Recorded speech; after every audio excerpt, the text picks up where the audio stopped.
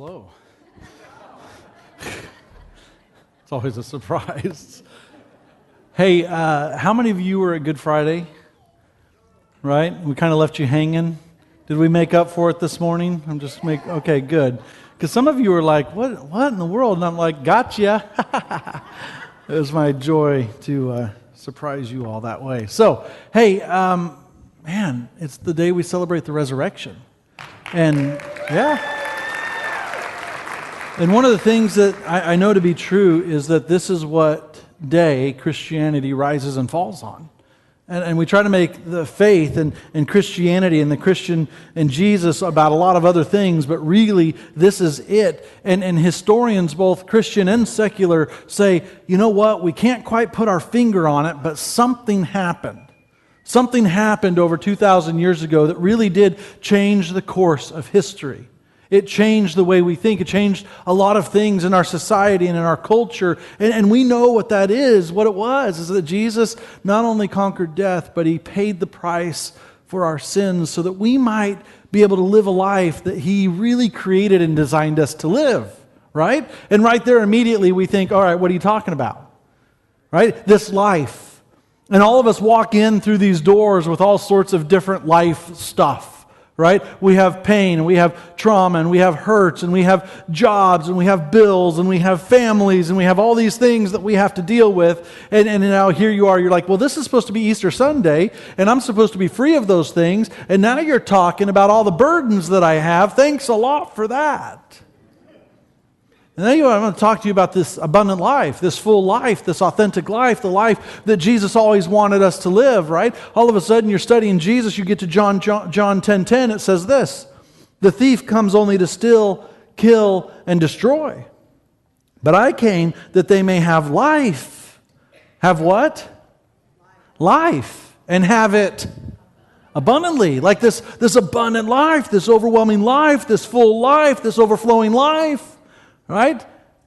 And you guys all know what I'm talking about, don't you? Right? Some of you have experienced this, but most of you are like, well, I don't even know what this is. I don't even know what you're talking. What is the full life? What is the abundant life? What is this? Right? You get to read through the Psalms. Get to Psalm 16:11. Yet make known to me the path of life. In your presence there is fullness of what? Joy. And some of you are like, what is that? What is joy? What is the fullness of joy? Have I even ever experienced the fullness of joy? What does this even mean? These are just church words, right? And at your right hand are pleasures forever.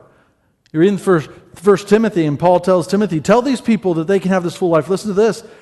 Chapter 6, verse 18 of 1 Timothy. They are to do good, to be rich in good works, to be generous and ready to share, thus storing up treasures for themselves as a good foundation of the future, that they may take hold of that which is, what? Truly life. Truly life. What I want to challenge you with today is this idea that I want you to leave knowing that there's more to this life. There's more to it. There's more to this life than what we think and what we imagine. And I want us to experience this full life. I want us to experience this overwhelming life, this abundantly full life, this life that is overflowing, this authentic life, this complete life. But then we have to ask the question, well, what is this full life anyway? What is it? What is the abundant life? What is the complete life? What is the authentic life? What is it anyway? And when we want to live a life that Jesus described as abundant, most of us can't even really comprehend what abundant is, right? Does it mean something about living in heaven, or does it mean something about living now? Do we really have to wait to really experience it and live it? Just what is this abundant life? What is this authentic life? What is this full life? What is this overflowing life that we talk about it? And most of us have tried, and we're still trying to live a full life, a life full of joy, an authentic life, a complete life. But what is the life? Well, most of the time we just assume that this life that I'm talking about is a rich life and a satisfying life. It's marked by grace and mercy and love and peace, a life of well-being and so much more, right? But many of us are still trying to figure out how to balance the competing demands and the fighting priorities that we face every single day. How many of you walked in here in a fight in your own life with trying to think about all the things that you have to do and all the things you have to get done and all the places that you have to go and work tomorrow and all of these other things that really life just all of a sudden demands from us and piles on us. And we're like, and you're talking about what? Joy? Full life? Complete life? Man, what planet do you live on? You got kids, don't you? Then you know there's no complete life. Right? They said have kids, it'll be fun. Right. Right. See what I'm saying? So there's this conflict all of a sudden where we're in this constant balance fight, trying to balance the priorities and the demands in life that are constantly coming out of us, that actually stills the joy, stills the abundant life, the full life, the complete life, takes it from us, right? I mean, all of a sudden, there are daily pressures that every one of us faces, things like busyness. Ever been busy before? Right? And you're running from one thing to another thing just to try to keep your head above the water. How about jobs? How many of us have jobs? And the demands of jobs, right? And the requirements of the job and trying to perform well and do your best and all these other things and the pressures that we face there. And then, I mentioned kids, but then there's family, right? There's family. And I know some of you are here this morning because family, right? Somebody said to you, this is the best thing for you to do, and if you want to make my Easter special, you're going to get to church. I'm assuming by the laughter that is true. But it's not so much church that you're dreading, it's what you have to do with the family after church. And what you're thinking about is, I've got this root canal that needs to be finished, and I would love to be at the dentist instead of needing to go to the... Okay, not that bad? Whoa! I guess it's just me. I'm kidding. Sarah's not in this service, so I'm all right. But you know what I'm talking about, don't you? You understand these pressures and everything that's coming together, and it seems like a life we need to manage rather than a life that we actually get to enjoy. When asked to describe the life that we're living right now, and I did this week just to see, hey, could you tell me just about your life you're living right now? I've never had somebody say, you know what, it's so abundantly full of joy, I can't stand myself. I've never had that response. Hey, how's life right now? Oh, it is like, it's authentic and it's overflowing and it's full. It's just not a phrase I hear. You know what I do hear? Things like this. Tired. How's your life right now? Tired. How's life right now? Stressful. Stressful. How's life right now? Well, I'm surviving. What does that mean? How's life right now? I'm worn out. But not very often do we hear, oh, it's so full, it's overwhelming, I'm so full of joy, and I'm living an abundant life, and a full life, and a complete life, and my life is overflowing. So this is what I want to challenge us with today. I want us to rethink this full life. I want to figure out just a couple of ways that we can do this. All right? So I want to rethink this full life. And so the first thing that we have to do so that we can really, truly achieve this full life, be able to live this abundant life, this overwhelming, this overflowing life, the first thing we have to do is we might need to deconstruct the life that isn't working. Now this is hard, because we have to admit that there are certain things in our life that we're doing and we just keep doing and we keep fighting to do, that guess what? It's not working. Anybody have something in their life that you just keep doing and you think this thing is going to keep helping you, but really it's not working? Any honest, okay, there's like 4 honest souls in the room, thank you. Okay, a few more decided not to lie and raise their hands, that's always a good thing. All right?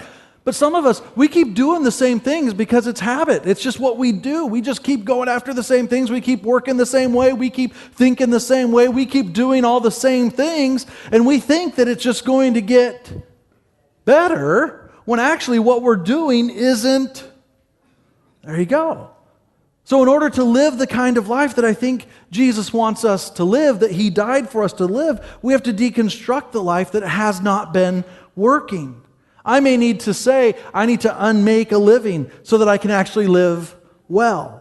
And when we look at the first men and women who followed Jesus, it's pretty interesting. They too needed to rethink. They needed to deconstruct their lives. Think Peter, for example. He had to leave the fishing nets, a life that was somewhat working for him, vocationally at least. He was making money. And obviously, though, that there were some deeper things for Peter. He needed and he felt compelled to find a solution for his life. And so when Jesus said, hey, follow me, he had to leave it all. He had to depart from that. He had to do something different. And we see this time and time and time again. People began to follow Jesus, but there was some inner and some outer business that often needed attention. And there are certain things in our lives that we keep doing, we keep pursuing, we keep chasing, we keep doing the same thing over and over and over, hoping life is just going to finally work out for us sometime. When in actuality, what we need to do is probably deconstruct that and stop doing it and start doing something different. This is what I mean by deconstructing your life. To live the abundant life may mean that each of us, we need to unmake or we need to deconstruct the life that we've actually been living that really isn't working for us. Do any of us, honest, have an area in our life that's just not working out? It's just not working. It's just not doing its thing. Yeah. And I think we do. And most people try. This is what we do. Most people try to add on to it.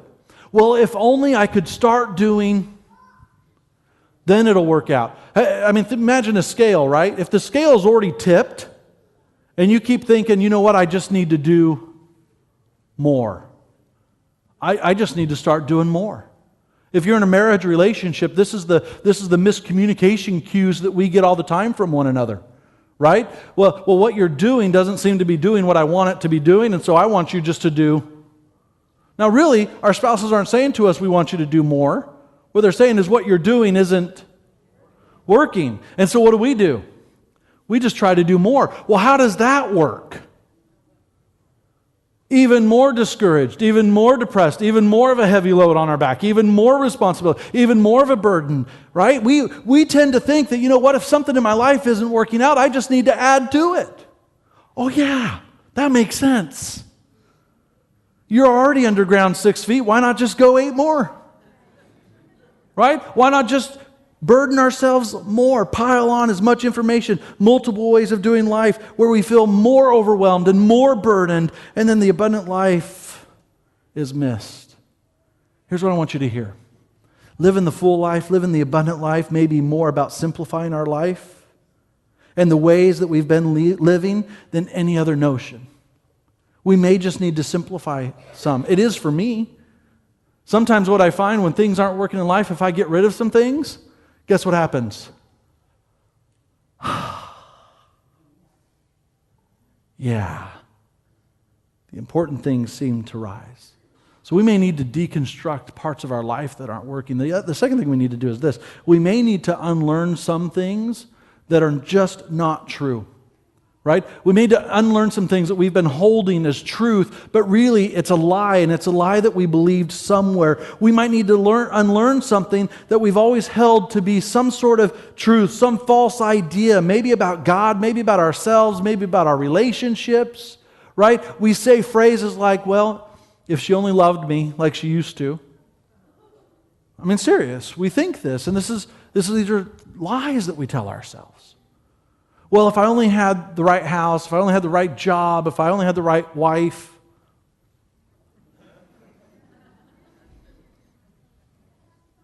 If only.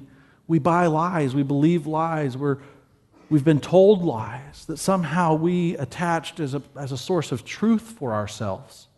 Some of us were told, you're no good. And you know what you believe? You're no good. Some of you have been convinced that you've blown it so bad that there's no hope for you. You are hopeless. And guess what? You walk through these doors and you think, I'm hopeless. Some of you have been told you're a nobody, and you walk through these doors believing that today you are a nobody. That you'll never amount to anything. That you know what could you ever contribute? You're a life taker, not a life giver. I mean, imagine all of these things that we believe. There's these lies, and some of them are from our childhood. They're beliefs that need to go. There's some lie that we hold into our hearts that we need to cut out and we need to get rid of. And maybe there is something in the way preventing you from making progress, and it's this lie that you've been believing. It's an old wound, it's old trauma, it's an old habit, it's an old addiction, it's an old pattern of sin. And so once these things we become aware of and they dawn on us, we find ourselves wanting to change. We find ourselves wanting to do something different. We find ourselves wanting to live this full life, but this lie just keeps getting in the way, and we can't fully experience transformation until we decide that we're no longer going to believe the lie that we've been holding on to. And so what lie do you need to get rid of today that you've been believing that's keeping you from living the full life? And then there's this pressure. It's Easter Sunday. I need to give you the perfect prescription and the perfect antidote to help you live this full life. And you know what it is? Honest. It's so simple. We have to see Jesus. And I don't mean to make it seem so simple, but it is. It's so simple. Because here's the challenge. The abundant life is not something that we just wake up tomorrow and start living. It's just not that easy. And this is where we get frustrated. We throw in the towel. We quit. We're like, okay, the pastor told us to live this abundant life. I want to live this full life. I want to live this complete life, this overflowing life that's full of joy. I want to live that. And tomorrow morning we say, okay, today I'm going to start living it. And you get out of bed and your day starts, bam. Well, that's out the window. What's the point anyway? Right? I mean, serious. So it takes time to do. See, the thing is, this life, this full life, it's radical. It's a completely different way of living, a whole other way of living, and it's countercultural and it's counterintuitive. And really, sometimes what we need to do is we need to decide that we're going to wake up tomorrow morning, and what I did today and what I did the day before and the day before that, I'm not going to do tomorrow morning. That I'm going to start my day out in a different way. Because this way hasn't been working for me. And so we're going to start this new way, right? And so here's the whole idea. I believe that this is precisely what Jesus meant when he said, listen, I am the way, and I am the truth, and I am the life. And what I want you to hear today is you can't have the life without the way.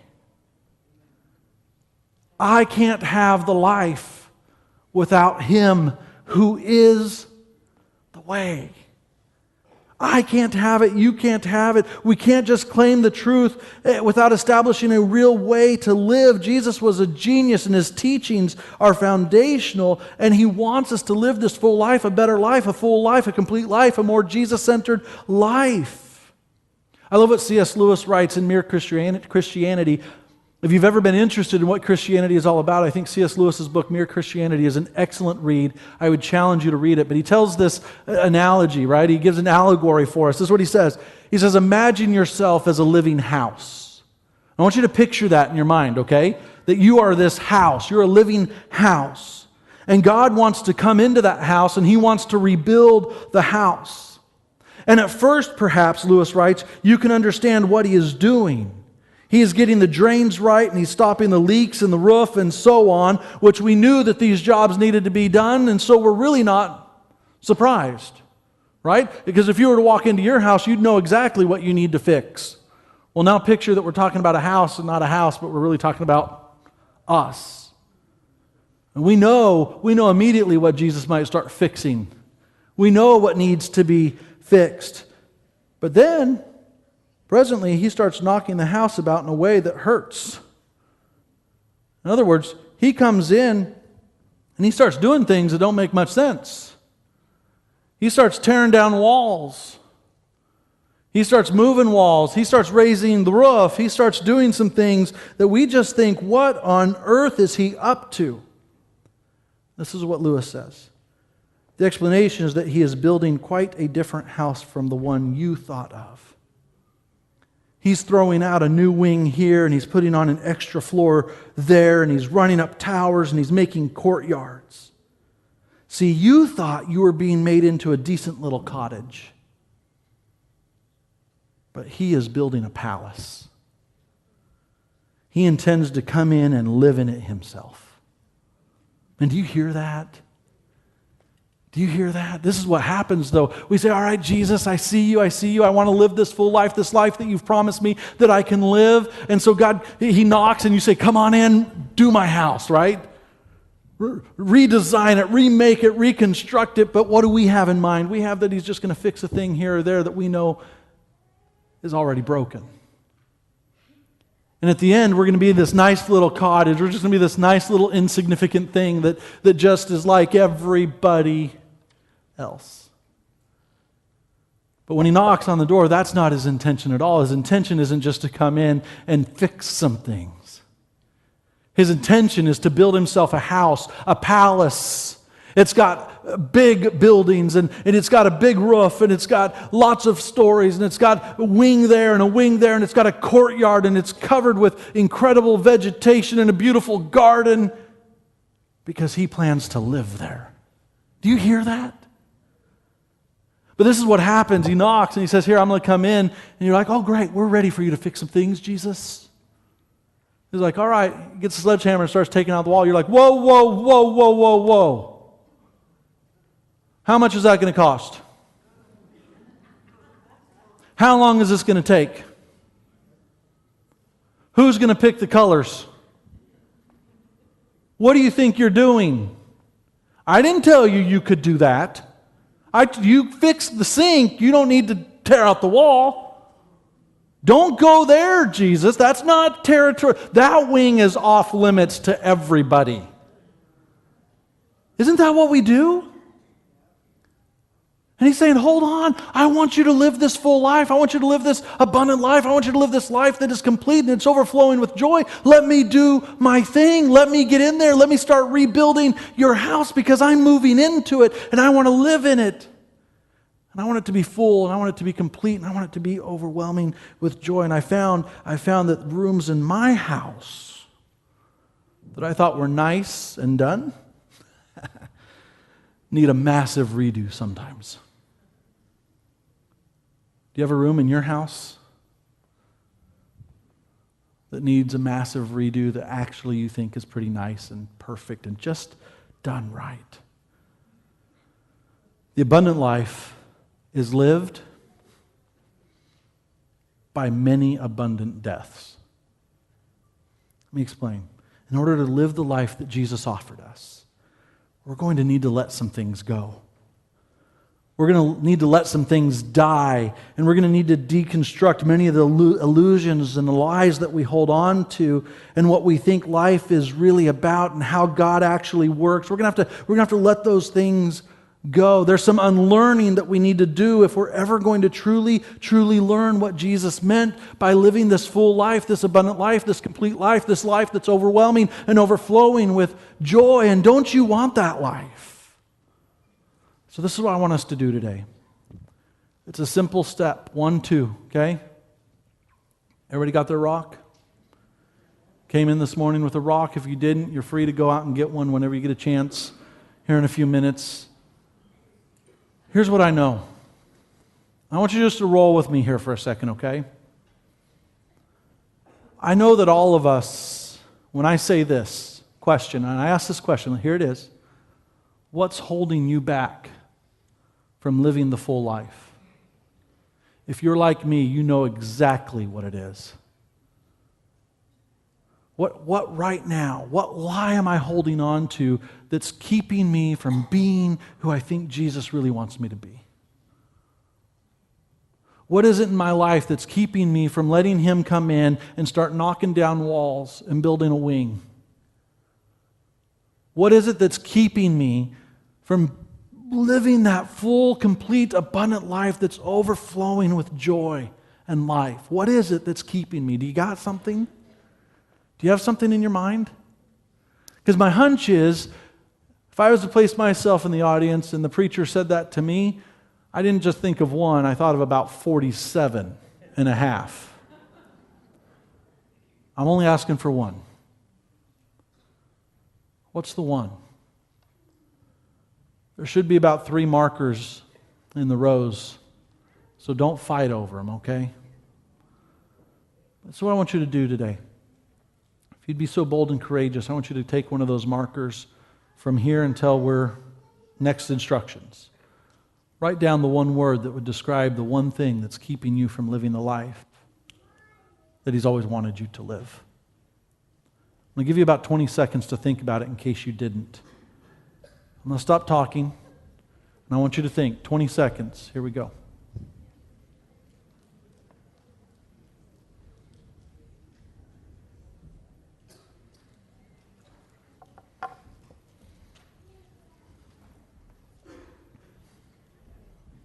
I'm a fast counter. Listen, this is what's so cool. This is what's cool. This is what's cool. Let's look at Mark chapter 16 real quick. Mark chapter 16, verse 2 says this. And very early on the first day of the week, when the sun had risen, they went to the tomb. The 3 women that Mark tells us about. They had a job to do. They needed to collect the spices and they needed to collect the stuff that would allow for the first proper burial of Jesus' body. And so they gathered together all the stuff that they needed and they went, after the Sabbath was over, immediately to the tomb that Jesus had been laid in. And they were going to prepare the body for burial. This is what it says. And they were saying to one another on their way, "Who will roll away the stone for us from the entrance of the tomb?" Who will roll away the stone from the entrance of the tomb? You know what I know to be true? When I think of the thing that's keeping me from living the life that He's always wanted me to live, I think, it's too big. It's too hard. It's too overwhelming. There's too much pain. I'll experience too much grief. It's too big. I don't want anybody else to have to worry about it. I'll just deal with it. I'll just carry it. Nobody has to know. And instead, we're not on the outside like the women were. We're inside the tomb, and the rock is covering the tomb opening. And we are living in isolation, in darkness, in depression, in sorrow. We're thinking there's got to be more to this life than this darkness. There's got to be more to this life than being in this damp place. There's got to be more to this life than what I feel right now. Yet we're asking the question over and over and over again, who can do it? Who can deal with it? I keep trying. It just doesn't work. It's too heavy. It's too big. It's too overwhelming. I don't want anybody else to have to deal with it. Does it sound like all the things that you and I might say? Yet look at the next verse. And looking up, they saw that the stone had been rolled back.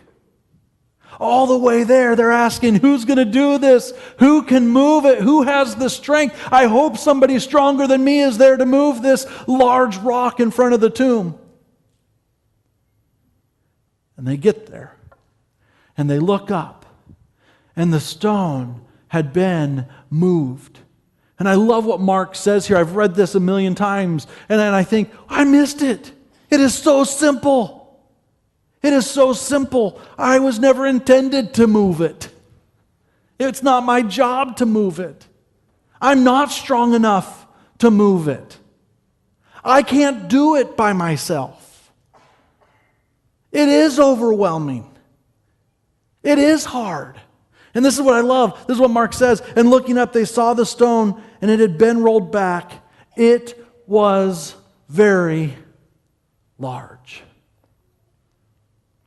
what seems big in my life, what seems overwhelming in my life, what seems impossible in my life, what seems too hard for me to do in my life, what I'm not strong enough to take care of by myself. It's done. It rolled away. It's finished. And I can walk into the light. And I don't have to live in isolation and in darkness anymore. I hope today you want to live the full life. I hope today you want to live the abundant life. And if you do want to live the abundant life, the full life, we will need to let some of the things go that's been holding us back. And we need to look to Jesus. And I hope today, more than any other day, you believe that. And I hope today, more than any other day, you're ready to take at least a step to let Him move the stone.